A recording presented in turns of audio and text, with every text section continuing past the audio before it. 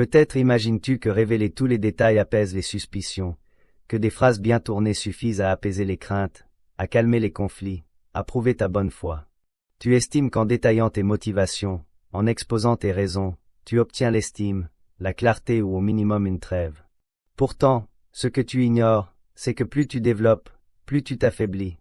Tu dilues ton énigme, tu émousses ton autorité. Tu offres en fragments dispersés ce que personne n'avait réclamé. Tu deviens transparent, donc anticipable, donc influençable. Celui qui éprouve sans cesse le besoin de se défendre révèle involontairement un point essentiel, il questionne sa propre validité. Les esprits forts n'entrent pas dans les détails, ils posent des affirmations ou optent pour la discrétion.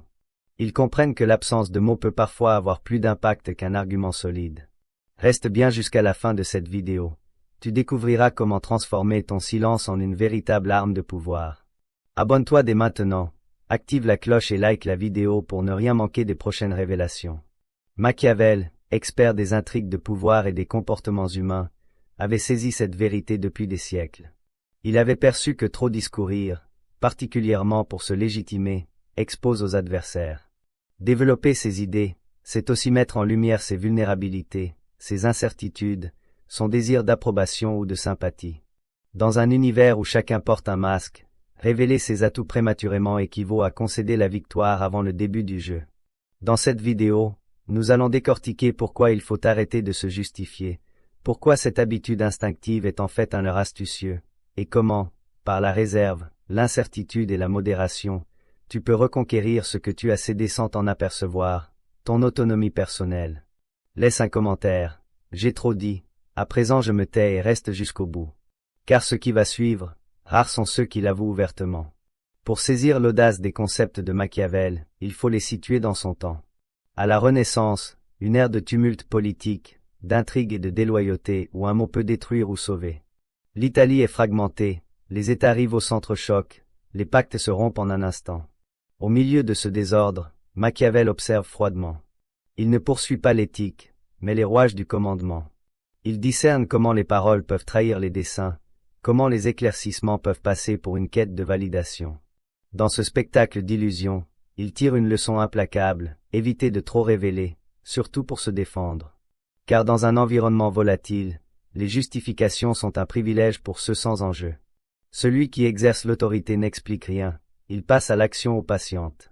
Sa discrétion se mue en tactique, son opacité en bouclier.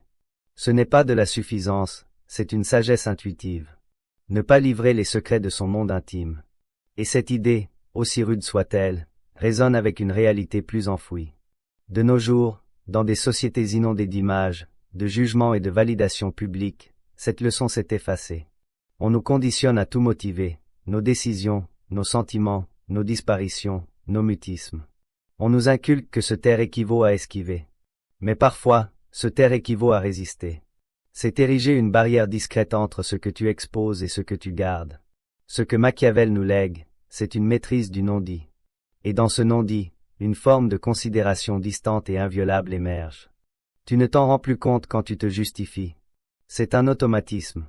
Mais chaque défense t'écarte un peu plus de ton ancrage profond. Le désir d'être saisi a supplanté la domination de soi. Machiavel ne l'aurait pas accepté. Car en tentant d'illuminer tes visées, tu renonces à la force de l'obscurité. Observe ce que tu concèdes. Le premier concept clé à saisir, c'est que le simple acte de se justifier te positionne en infériorité. Même si tu le fais sereinement, rationnellement, avec générosité, ce comportement t'ôte un élément vital, ta consistance. Car justifier n'est pas seulement informer, c'est céder à une contrainte apparente ou cachée. Et cette concession dévoile une structure de pouvoir. Tu ne t'exprimes pas depuis ton indépendance. Tu réponds à une exigence. Celle d'être saisi, celle d'être validé. Tu désires qu'on reconnaisse tes bonnes visées, que tes actes soient justes, que tu vailles l'écoute. Mais au moment où tu agis ainsi, tu signales que tu légitimes ton être face au jugement extérieur. Et ce glissement, aussi discret soit-il, représente une diminution d'autorité. Car Machiavel l'avait compris. Celui qui opère avec confiance ne se défend pas. Il affirme sa réalité sans commenter ses gestes. Il permet au mutisme d'opérer. Il sait que plus il essaie de persuader, plus il s'ouvre aux attaques. La défense génère des brèches. Elle invite à des suspicions inexistantes auparavant. En tentant de les anticiper, tu les éveilles. Regarde les figures admirées. Ce ne sont pas celles qui discourent abondamment pour tout élucider. Ce sont celles qui retiennent ce qui est superflu. Elles ne sont pas en posture défensive, elles sont centrées. Elles progressent tranquillement, et leur discrétion se transforme en expression plus élevée. Tu penses peut-être que justifier crée un lien, mais souvent, c'est ouvrir une faille. Car ce que tu vises à éclaircir devient une interrogation dans l'esprit adverse, et cette interrogation te rend fragile. Il existe une force singulière dans le refus de parler même quand ton Y pousse. Une intégrité austère, incisive, incontestable. Celui qui la domine ne s'excuse pas d'être. Il est, simplement. Le deuxième concept que tu négliges fréquemment, c'est que plus tu justifies, plus tu exposes ce que tu visais à préserver. Tu crois maintenir la maîtrise en structurant ton récit, en prévenant les confusions. Mais chaque précision ajoutée, chaque subtilité introduite crée une ouverture où l'autre peut s'insinuer. Tu ne le perçois pas, mais tes défenses sont perméables. Ton subconscient y glisse ce que tes lèvres croient dissimuler. Dans toute tentative de clarifier, une lézarde cachée laisse filtrer tes appréhensions, tes incohérences, tes cicatrices non guéries. Tu discours pour apaiser, mais tes termes dévoilent ce que tu refusais d'admettre. Et sous cet éclairage trop vif, ta réalité se mue en confession. Machiavel en aurait ri de cette dynamique humaine. L'individu qui tente de diriger l'interprétation finit par en perdre le fil. Plus tu affines, plus tu t'exposes, plus tu élucides, plus tu soulèves des ombres. Ce n'est pas une contradiction, c'est une règle. Le verbe, surtout alourdi de défense, échappe à son émetteur. Il se transforme en arène où les autres décryptent à leur guise, et ce qu'il y discerne ne t'aidera pas, car leurs interprétations l'emporteront sur ta franchise. Tu croyais illuminer le contexte, mais pour eux, tu viens d'admettre un secret. Une vérité amère s'impose ici, la franchise n'est pas toujours vue comme une vertu. Elle passe souvent pour une ruse, comme si tu en faisais des tonnes, comme si tu tentais de polir une image ternie. Celui qui reste muet préserve l'énigme. Celui qui s'étend trop révèle involontairement ce qui devait demeurer intouchable. Et dans cette révélation, il mine sa propre crédibilité. Le troisième concept à ancrer fermement, c'est que l'incertitude contrôlée suscite plus d'estime que la franchise totale. On t'a inculqué que tout avouer, tout montrer, tout préciser démontre de l'authenticité. Mais cette ouverture complète n'impressionne que les innocents. En vérité, celui qui se déverse entièrement devient routinier, décodable, analysé. Il ne génère plus d'intensité, plus d'inconnu, plus de poids. Or, ce que l'humain admire par instinct, ce n'est pas ce qu'il saisit pleinement, mais ce qu'il entrevoit sans pouvoir l'atteindre. Machiavel savait que l'autorité repose sur la vue, non sur les mobiles. Et celui qui maintient une dose d'opacité dans ses discours, ses pauses, ses actions oblige les autres à la vigilance. Il reste un domaine inexploré, et c'est précisément ce domaine intérieur insaisissable qui impose l'estime.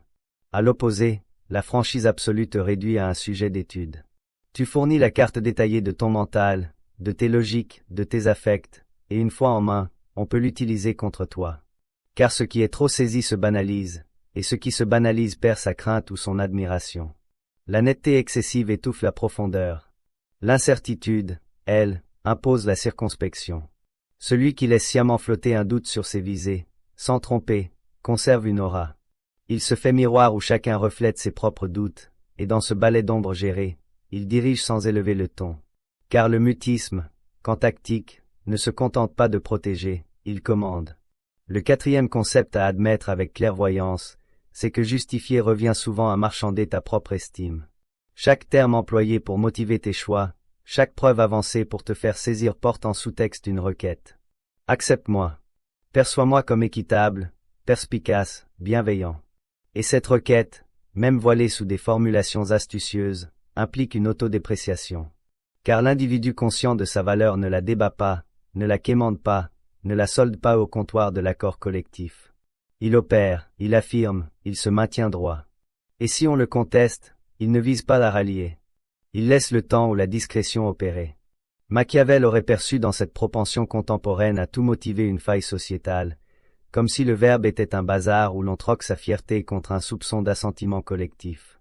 Tu désires qu'on te saisisse. Mais ce désir, s'il domine, te pousse à dissoudre ton ascendant dans les défenses. Tu n'imposes plus. Tu transiges. Et cette transaction muette t'incite à lisser les contours, à atténuer tes croyances, à reformuler tes idées pour éviter un verdict trop rude. Or, chaque fois, tu cèdes un morceau de ton essence. Pas violemment, pas ostensiblement, mais progressivement, dans un dérapage intime que seuls les avertis détectent. Il y a une grandeur dans le refus de se vendre, dans le refus de quêter l'aval. Celui aligné sur sa perspective n'a pas besoin de se défendre pour persévérer. Il avance, érige, tolère l'incompréhension si nécessaire, mais ne baisse pas le regard car sa valeur ne se marchande pas, elle se révèle, point. Le cinquième concept à affronter sincèrement, c'est que l'abus de défense trahit une appréhension cachée, celle du rejet. Tu peux l'habiller de raisonnement, de preuve ou de finesse, mais au cœur, ce que tu redoutes, c'est d'être mal vu, mal décodé, mal apprécié. Et cette appréhension te conduit à surdévelopper chaque acte, chaque terme, chaque pause même. Tu vises à rassurer, à prévenir la confusion. Mais ce faisant, tu sacrifies un pilier, ton aplomb. Tu n'es plus enraciné dans ton être. Tu dérives dans ce que les autres pourraient en déduire, et cette dérive intime est sournoise. Elle te métamorphose peu à peu en écho des avis extérieurs. Tu n'opères plus selon ce que tu juges droit, mais selon ce que tu espères tolérable. Machiavel y aurait vu un affaissement de la maîtrise individuelle. Car celui qui opère avec profondeur sait que le rejet appartient au parcours. Il ne l'évite pas, il le franchit. Il n'a rien à motiver car sa stance ne repose pas sur une approbation affective. Mais si tu te justifies constamment, c'est peut-être parce qu'au fond, tu crains de décevoir, d'être mal évalué, d'être isolé. Et cette crainte, aussi naturelle soit-elle, devient un outil que d'autres actionnent. Tu deviens influençable, malléable, fluctuant. L'inquiétude d'être mal saisi te pousse à trop révéler. Mais à force de tout révéler, tu n'es plus perçu. Tu n'inspires plus, tu t'usines, et tu affirmes involontairement que ton équilibre interne chancelle. Ce n'est pas la faute qui t'affaiblit, c'est le besoin de l'excuser. Si ces idées te touchent, diffuse cette vidéo. Pas pour te défendre, pas pour argumenter, mais pour planter une interrogation chez un autre. Peut-être qu'il se justifie excessivement, peut-être qu'il s'est égaré. Aide-le à se contenir avec noblesse. Le sixième concept à contempler intensément, c'est que le mutisme est un domaine que les autres hésitent à violer. Dans une époque où tous s'affichent, se motivent, se défendent, se relâchent, celui qui reste discret devient un mystère, et ce mystère perturbe. Il impose une séparation, une limite subtile mais tangible. Tu n'as peut-être jamais su l'exploiter car on t'a persuadé que le mutisme est creux, absent, fragile. Mais en fait, quand choisi, dominé, assumé, il se transforme en mode d'expression supérieure. Machiavel aurait affirmé, celui qui sait se taire dicte le tempo. Il ne se rue pas où on l'attire. Il défie la contrainte discrète qui incite à se légitimer. Il maintient sa trajectoire, et cette fermeté, ce rejet serein forge un espace que l'autre n'ose plus envahir, car le mutisme bien manié est une barrière. Pas contre l'univers, mais contre l'invasion. Tu signifies par le mutisme que tu n'es pas là pour séduire ni pour te motiver, mais pour être. Ce simple acte engendre chez l'autre une estime teintée d'embarras. Il ignore tes pensées. Il ne peut tout déchiffrer. Il ne te cerne pas. Et tant qu'il ne te cerne pas, il garde ses distances. Tu penses peut-être que l'estime naît de discours justes. Mais parfois, elle surgit parce que tu n'as rien dit, parce que tu as laissé le vide agir. Parce que tu as démontré sans verbe que ton espace intime ne se cède pas. Il se protège, et celui qui le protège finit par être redouté avant d'être révéré. Le septième concept à accueillir, même s'il te bouleverse, c'est que discourir pour se défendre équivaut souvent à s'accuser soi-même. Tu imagines que tes termes rectifieront l'image que l'autre se forge, que tu redresseras une vue, redonneras sens à ton geste, dissiperas une confusion. Mais en réalité, tu fournis à l'autre une arme additionnelle, celle de ton instabilité. Car tes motivations, même les plus contrôlées, portent toujours une inquiétude latente. Et cette inquiétude se perçoit, se ressent, altère l'impact de ton discours. Machiavel y aurait vu une faute stratégique grave, offrir à l'adversaire la satisfaction de voir ton doute. Tu n'as pas besoin d'affirmer ta validité si tu le haises profondément. Tu n'as pas besoin de démontrer ta netteté si ta voix est cohérente. Mais en discourant, tu ouvres un théâtre, et sur ce théâtre, l'autre projette ce qu'il désire. Il trie tes termes, les retourne, les utilise pour nourrir son récit. Tes paroles deviennent ta vulnérabilité, car plus tu les affines, plus elles t'échappent. Elles ne t'appartiennent plus, elles voyagent, s'usent. Et toi, tu attends qu'on saisisse ton intention. Mais personne ne saisira vraiment ton intention car chacun perçoit ce qu'il souhaite. Et à force de tenter de corriger cette brèche, tu l'agrandis.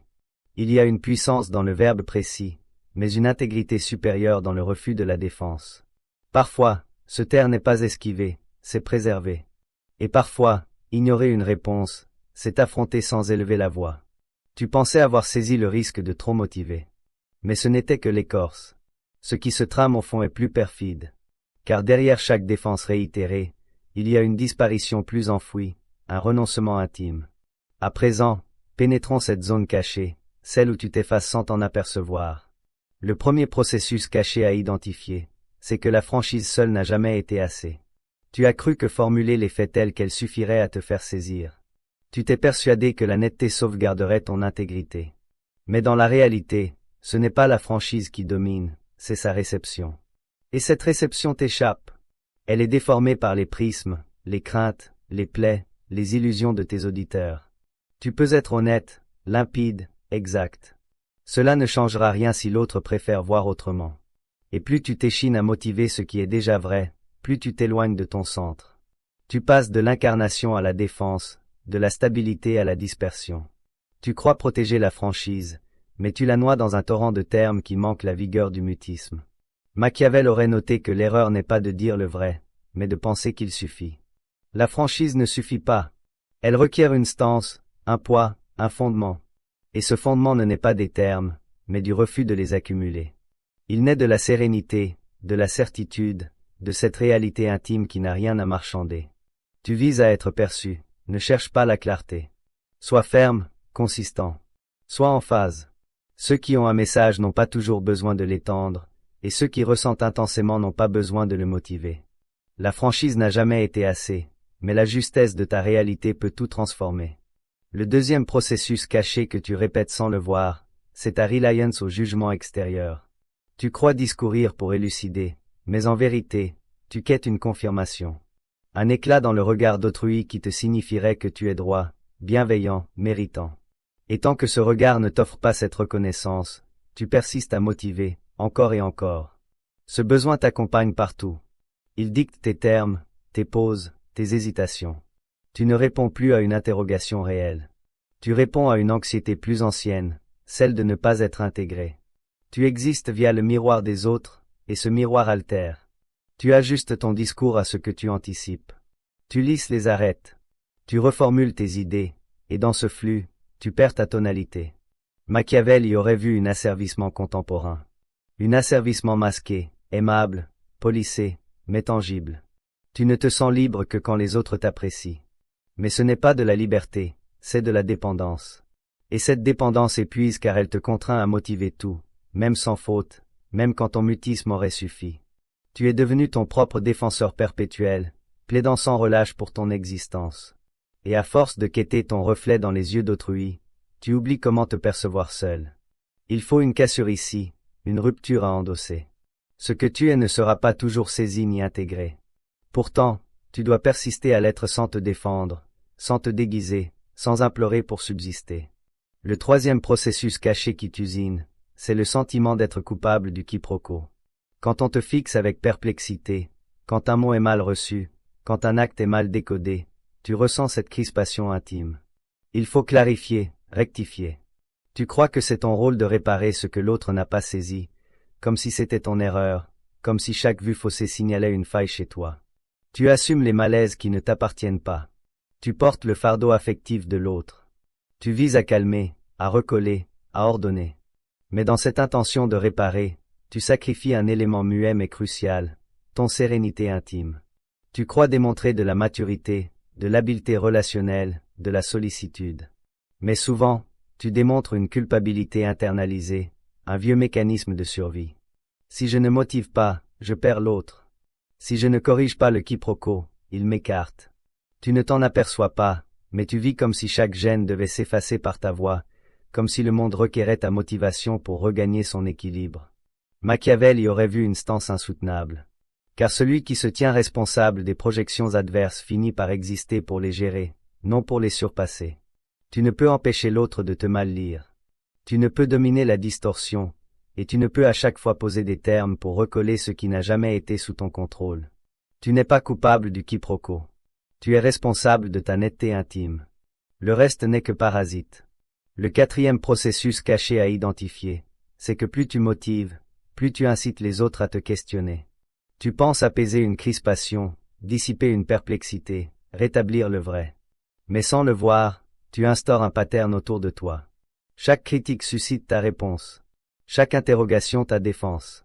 Chaque provocation ta clarification. Et progressivement, les autres s'y accoutument. Ils savent qu'un léger secouement suffit pour que tu motives. Tu leur as démontré que ton équilibre repose sur eux. Tu leur as enseigné que ton discours n'est jamais clos, toujours ajustable, reformulable, transigeable. Et ce que tu prends pour une marque de respect ou d'habileté émotionnelle devient dans leur subconscient une permission tacite à suspecter.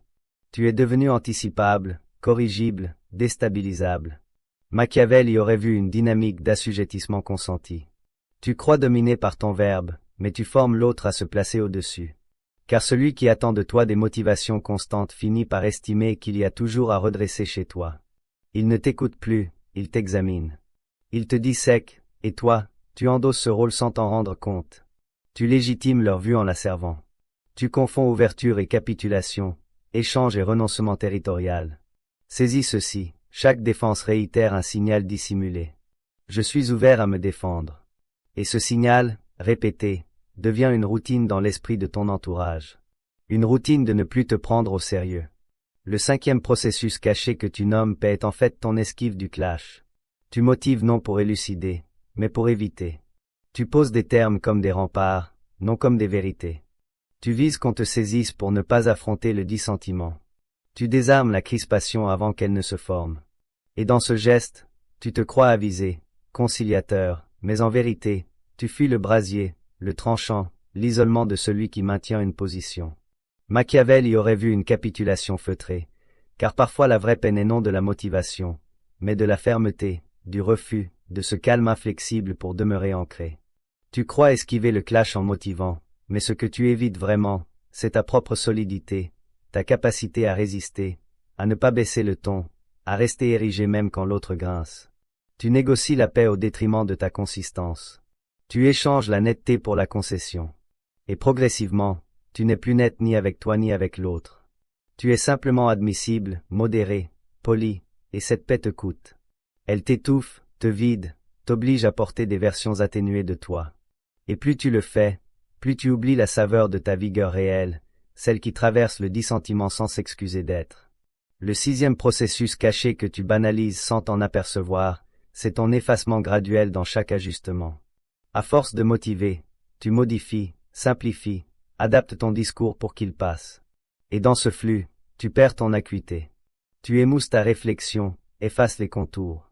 Ce que tu exprimes devient plus tolérable mais moins authentique, moins dense, moins vibrant. Et cela débute par des détails, un terme altéré, une visée reformulée, un affect adouci. Tu crois élucider mais tu dilues.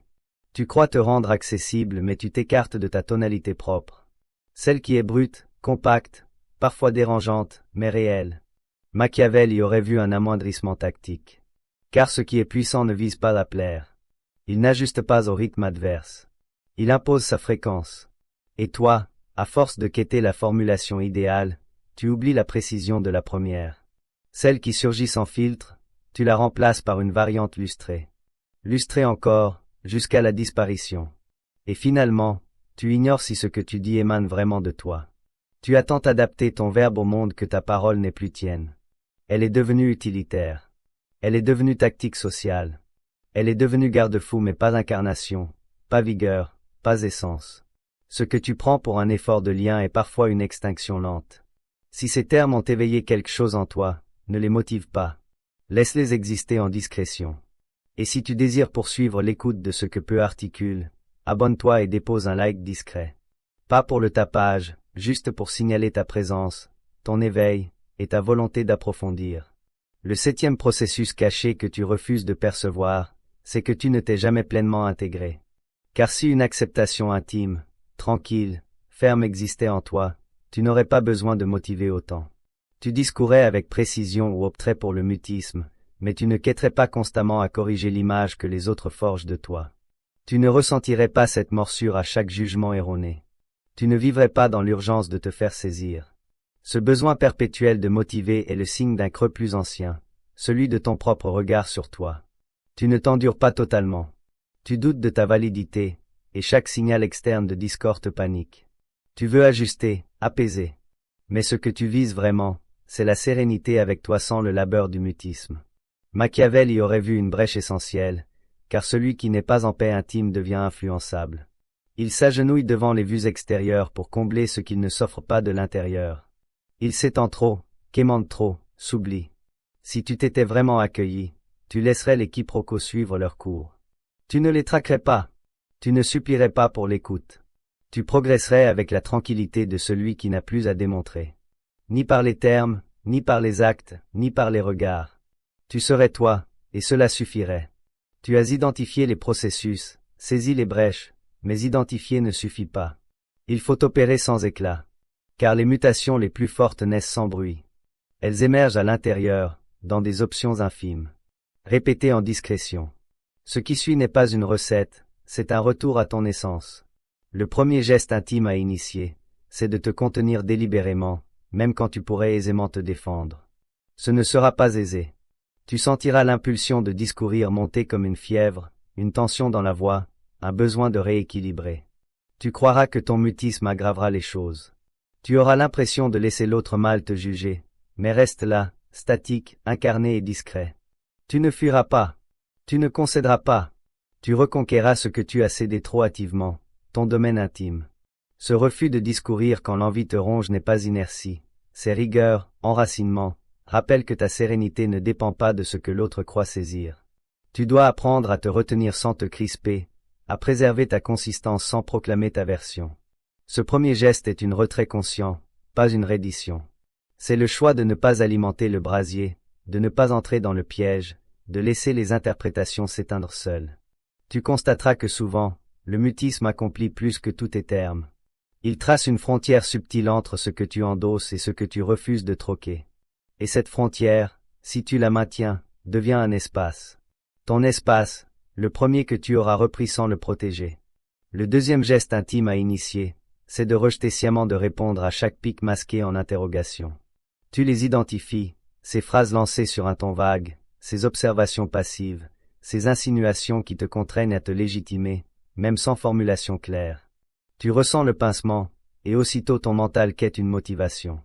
Tu vises à rétablir l'harmonie, à dissiper le quiproquo, à démontrer que tu n'avais pas ce mobile, que tu n'es pas ce qu'on sous-entend. Mais résiste, car chaque fois que tu motives face à cette agression voilée, tu légitimes le piège. Tu entres dans une danse où tu te défends déjà sans accusation formelle. Machiavel aurait noté, celui qui réagit trop promptement, même à mi-voix, prouve qu'il se sent ciblé. Et ce sentiment suffit à perdre la maîtrise.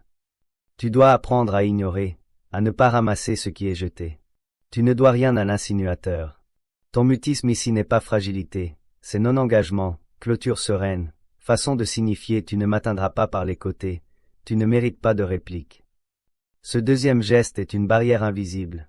Elle ne hurle pas, elle ne cogne pas, ne s'excuse pas, elle résiste, laisse la phrase suspendue sans écho, et c'est dans cette absence que ta réalité se fortifie. Le troisième geste intime à initier, c'est d'endurer le quiproquo sans viser à le redresser. Tu vivras des contextes où on te prêtera des idées fausses, injustes ou partielles. Tu sentiras cette crispation intime qui incite à te protéger, à remettre les faits en place, à restaurer ton portrait.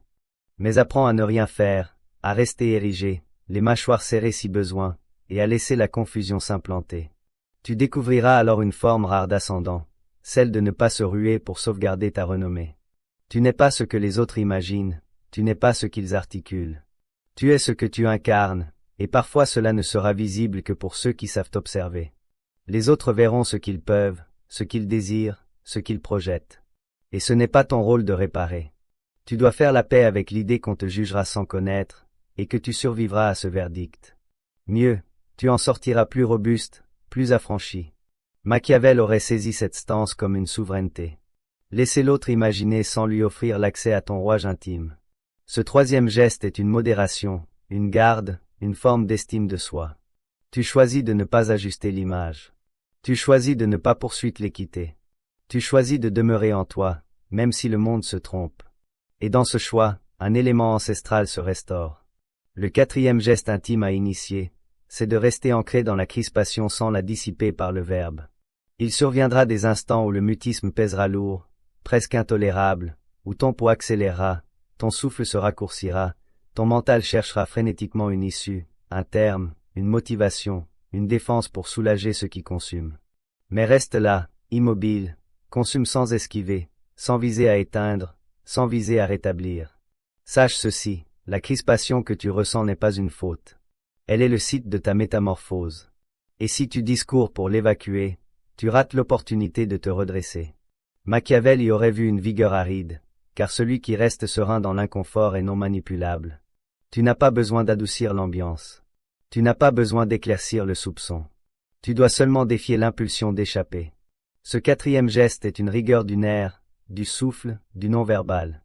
C'est dans cette immobilité intime que se forge la consistance d'un être. Tu peux Y exercer, retiens ta langue, inspire, laisse filer. Tu verras que la crispation ne perdure pas.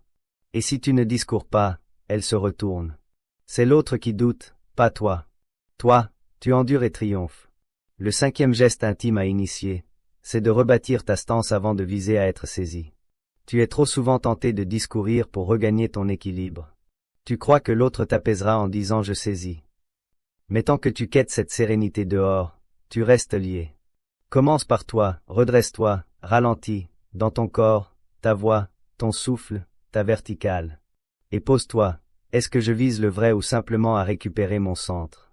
Si tu n'es pas encore recentré, alors contiens-toi, patiente, reviens. Ce que tu exprimes désaligné ne te servira jamais. Au contraire, cela te disperse. Tu t'accroches au terme comme à un appui alors que tu devrais t'enraciner dans le mutisme. Machiavel y aurait vu un retour au pivot. Car celui qui discourt trop vite après déstabilisation parle pour perdurer, non pour transmettre. Il quête un refuge. Mais toi, deviens ton refuge. Ce cinquième geste est un serment envers toi. Ne pas discourir tant que tu n'es pas revenu. Ne pas formuler tant que tu n'es pas imprégné. Ne pas répliquer tant que ta parole n'est pas posée, distante, tranchante. Et tu constateras alors que dans ce calme regagné, tu n'as plus tant besoin de discourir. Tu es de retour, et cela suffit. Le sixième geste intime à initier, c'est de discourir moins pour percevoir plus. Jusqu'ici, tu as usé du verbe comme bouclier. Tu l'as employé pour gérer l'inconnu, voiler le malaise, t'écarter de l'affect brut. Mais chaque fois que tu motives trop promptement, tu sautes une phase clé, celle de percevoir. Percevoir ta crainte, ton malaise, ta gêne, ta rage. Percevoir ce que cela t'inflige au lieu de l'encadrer aussitôt avec des termes.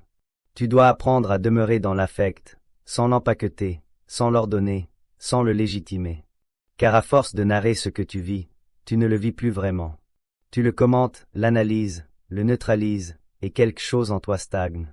Machiavel ne t'aurait pas incité à devenir émotif. Il t'aurait incité à te dominer. Et cette domination ne passe pas par le contrôle, mais par la capacité à percevoir sans se dissoudre. Ce sixième geste est une réhabilitation du mutisme perceptif. Tu ne répliques pas car tu es encore dans la vague. Tu ne vises pas à paraître robuste. Tu restes simplement là, vivant, impénétrable, plein. Tu perçois au lieu de réagir, et cette consistance neuve, tu ne la motives pas, tu la portes. Le septième geste intime à initier, c'est d'exister sans aval. Tant que tu ressens le besoin de motiver, c'est que tu attends encore qu'on t'autorise à être toi. Tu discours pour obtenir un passe-droit. Tu argumentes pour ne pas importuner. Tu veux démontrer que tu es sensé, bien intentionné, que tu as ta place. Mais ce réflexe est une renonciation. Tu ne vis pas en maître, tu vis en visiteur. Et tant que tu ne poses pas ta réalité comme une évidence discrète, tu continueras à défendre chaque pas. Ce dernier geste est un renversement. Tu ne vises plus à persuader que tu mérites d'exister. Tu existes pleinement, parfois durement, en assumant qu'on ne saisisse pas, qu'on ne valide pas, qu'on ne t'apprécie pas toujours. Tu es ton propre socle, ton propre assentiment. Machiavel y aurait reconnu l'origine de toute autorité vraie. Ne plus exister pour être admis, mais pour être. Tu ne dois plus motiver ton mutisme, ton intensité, ta perspicacité. Tu dois les incarner, et quand tu le fais, ton entourage évolue. Il se redresse ou s'éloigne. Mais toi, tu restes immobile. Tu n'as plus rien à articuler pour être valide. Tu es devenu valide dans ton mutisme. Tu as entamé cette réflexion en estimant qu'il s'agissait d'un simple surplus verbal, d'une tendance à motiver par-ci par-là, mais à présent, tu réalises que c'était bien plus enraciné. Derrière tes termes, se cachait un vide, une appréhension, une ancienne faille quêteuse de réparation dans les regards extérieurs. Tu discourais pour être saisi, mais ce que tu visais vraiment, c'était l'autorisation. Autorisation de réfléchir comme tu réfléchis, de percevoir comme tu perçois, d'exister comme tu es. Et ce besoin t'a confiné progressivement, courtoisement, imperceptiblement. Tu croyais opter pour le verbe. Tu croyais révéler le vrai. Tu croyais être dans la franchise.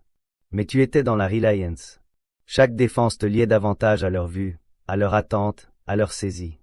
Et dans cette poursuite de netteté, tu as perdu ce qu'on estime le plus, la dose de mystère, la dose de vigueur, la dose de mutisme. Mais aujourd'hui, tu discernes, tu perçois, tu identifies les processus. Tu ressens l'appel à te contenir, non par esquive, mais par ascension. Tu veux regagner du poids. Tu veux que ton mutisme exprime pour toi. Tu veux qu'un terme émis ait de l'impact précisément parce qu'il n'est pas submergé par 100 autres. Souviens-toi, ceux qui imposent leur réalité ne s'étendent pas. Ils savent que le verbe est un instrument, pas une échappatoire, et que le mutisme est parfois une limite inviolable qu'on ne transige pas. Tu n'as plus besoin de motiver. Tu n'as plus besoin de motiver ton mutisme. Tu n'as plus besoin de motiver ta présence. Tu es présent. C'est tout. Dorénavant, ne combats plus pour qu'on te saisisse. Ne quémande plus qu'on te lise avec indulgence. Reviens à l'opacité. Reviens à la stabilité, à la sobriété, et ceux qui sauront te percevoir te percevront. Les autres s'écarteront. Mais toi, tu resteras ancré. Tu viens d'échapper à un piège. Tu viens de briser un lien caché. Ne le rebâtis pas. Avance ferme, paisible et discret. Si ces paroles résonnent en toi, abonne-toi, activez la cloche de notification pour découvrir d'autres vérités cachées, et partage ce message à quelqu'un qui doit entendre cela aujourd'hui.